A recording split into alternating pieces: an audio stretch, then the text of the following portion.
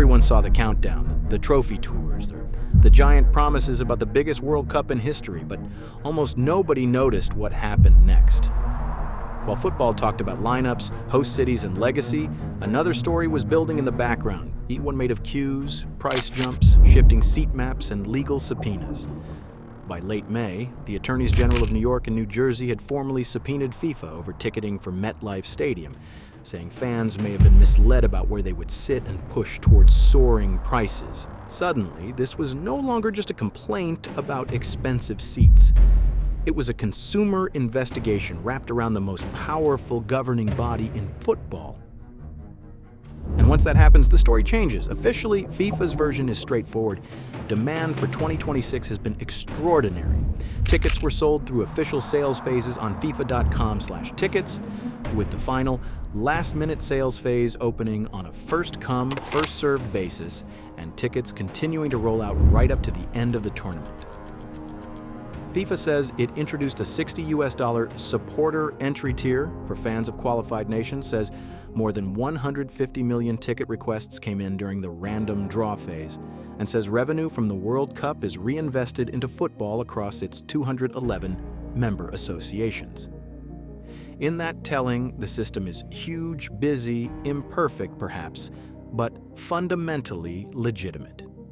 A giant machine dealing with giant demand. That is the official story. But that wasn't the strangest part, because from the moment prices came into focus, supporters groups were sounding alarms.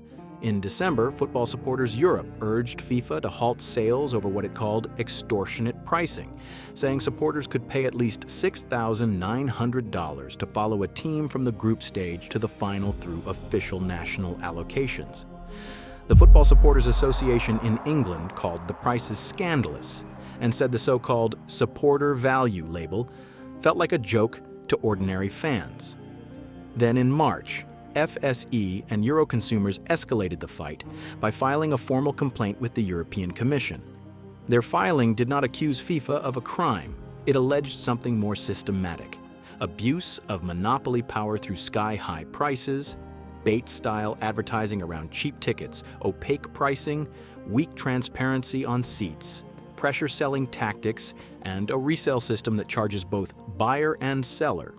That is when this stopped looking like outrage and started looking like a case file, and buried inside the paperwork is where the story starts to bend. FIFA's own public language shifted depending on where you looked. Reuters reported FIFA describing its April sales model as variable pricing, adjusted according to demand and availability rather than automatic real-time changes.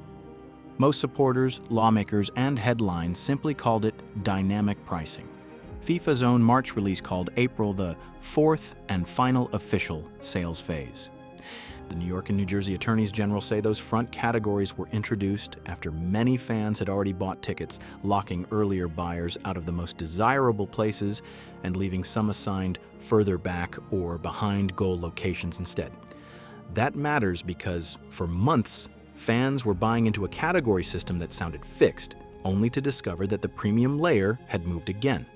The New York Attorney General's office said it was investigating reports that fans did not receive seats as advertised, including some supporters who claimed they paid for Category 1 but were placed further back in areas associated with Category 2.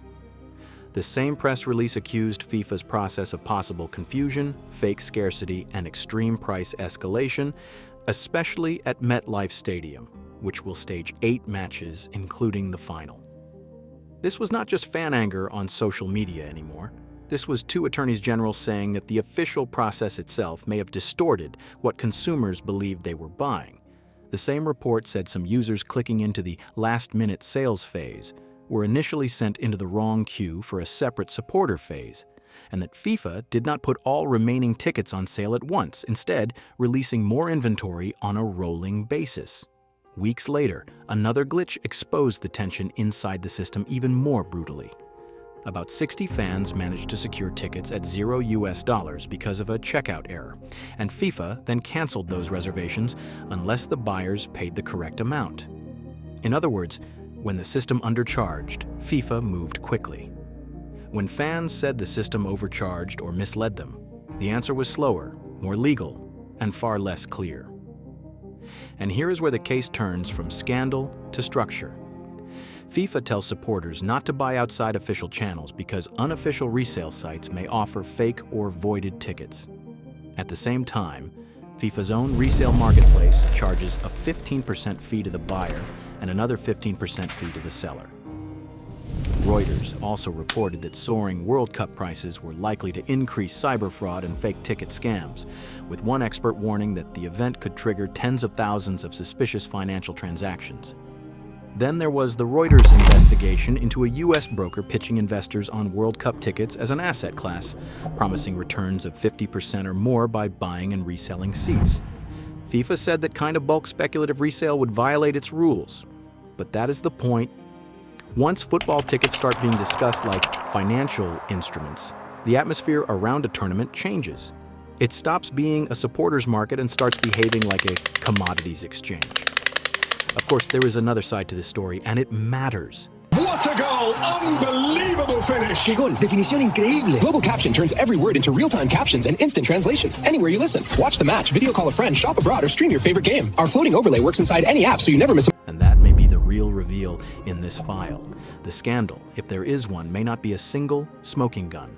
It may be the architecture itself, a system where demand justifies rising prices, where cheap tickets exist but in tightly limited channels, where the map is only a reference, where the seat can move, where the premium zone can be redefined, where resale is condemned outside the official platform but heavily monetized inside it, where fans are told this is the safest way to buy, while regulators investigate whether the product was described honestly in the first place. None of that proves criminal fraud, but taken together, it does suggest something colder and perhaps more modern. Not a back alley scam, but a polished, official, algorithmic squeeze. The kind that can operate in full daylight and still leave people asking what just happened. So, what remains unanswered? How many fans were actually affected by seat category confusion? Why were front categories introduced when they were? How many buyers paid Category 1 prices and believed they were getting something materially different from what they received? How much did FIFA's phased releases and changing inventory contribute to price inflation? And why did it take subpoenas, a European complaint, and a public checkout glitch for the wider football world to start paying attention? Those answers matter because the World Cup does not just sell tickets. It sells belonging. It sells the idea that the game still belongs, at least for 1 month, to the people who sing it into life. If supporters start to believe even that has been optimized beyond recognition, then the damage goes far beyond one summer. Maybe it was chaos. Maybe it was exploitation dressed up as demand. In football, the full story is rarely what it seems. The case remains open. Imagine watching content from anywhere in the world and instantly understanding every word. With Global Caption, you get real-time captions and translations across videos, live streams, and more. No language barriers, just pure connection. The first 1,000 users get 24 hours free. Download now and experience content without limits.